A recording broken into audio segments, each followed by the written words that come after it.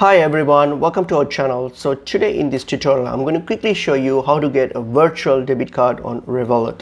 So let's get into the video. Open up your Revolut application. So open up and log into your account. So once you have done with that, so what you're going to do now here is once you're on your home page here, so what you're going to do, you see a tab called cards. Like next to your accounts tab, you'll see a tab called cards. Click on cards. All right, and then once you click on cards here, you'll see an option called get card. So click on get card. All right, and here you'll have the option to get a physical and a virtual card. So our whole point of video today is on a virtual card, so I'm pretty sure you're here for a virtual card. So click on virtual debit card. All right, and here what you can do, you can select your card color and whatever. Okay, that's up to you, that suits you. All right, so just select it, and then all you have to do is hit this get virtual card for free. So just hit on it, and then you should able to see your virtual card, something like this here, which I've already got it here.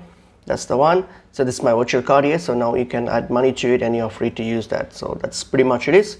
Hope this video is helpful to you guys. I'll see you guys in another video. Thank you.